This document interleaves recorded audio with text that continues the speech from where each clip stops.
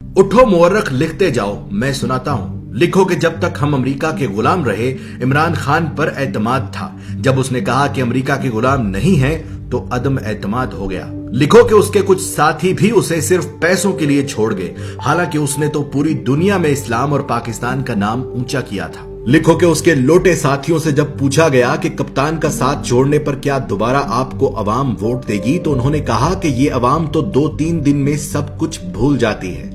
लिखो कि तारीख में पहली मर्तबा अदम एतमाद आया, और वो भी उस वजीर आजम पर जिस पर कोई करप्शन का इल्जाम तक नहीं था। लिखो कि जावेद लतीफ नामी नून लीगी रहनुमा ने सरेआम टीवी चैनल पर कहा कि हाँ, हमने पैसे देकर एमएनएज खरीदे हैं, और ये सुनकर भी इलेक्शन कमीशन नामी मुकद्दस गाय सोई रही। लिखो कि जहां एक निकाह मनसूख करने के लिए भी जज वजह पूछता है, वहां 22 करोड़ आबादी के मुल्क के वजीर आजम को हटाने की वजह न किसी जज ने पूछी, न किसी इलेक्शन कमीशन ने। लिखो कि जहां रिश्वत गुनाह कबीरा में आती है, वहां पैसे और ओहदों के लिए एमएनएज ने डायरेक्ट बोलियां लगवाई। लिखो कि जब इमरान खान ने पाकिस्तान को आजाद करना चाहा, तो उसे झुकाने के लिए सारे सियासतदान मिल गए। लिखो कि इलेक्शन कमीशन ने हमेशा इमरान खान की हुकूमत के खिलाफ फैसले किए, लेकिन वो फिर भी मुकद्दस ही रही। उसने अमीन अली गंडापुर के भाई को सिर्फ अपने हलके में जाने पर नाअहल कर दिया, लेकिन एमएनएज को खरीदने पर बिल्कुल सोई रही। लिखो कि ईमान की इस खरीदो फरोख्त ने फिर से उस अमरीकी को सही साबित कर दिया जिसने कहा था कि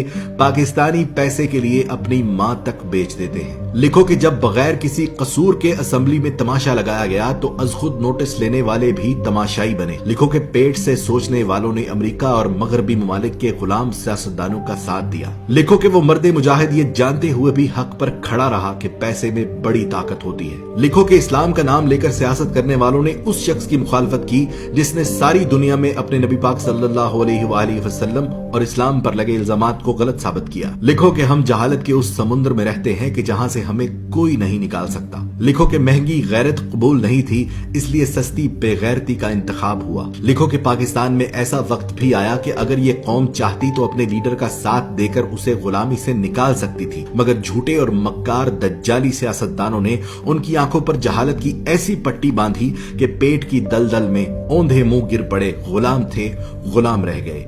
गुलामों के लिए अच्छी खबर यह है कि अल्लाह ने इस कौम पर तरस खाकर एक बहादुर लीडर दिया जो उनकी गुलामी की जंजीरें तोड़ना चाहता है। पर इस कौम ने कहा कि मैं अमेरिका और मगरिब का गुलाम था और रहूंगा।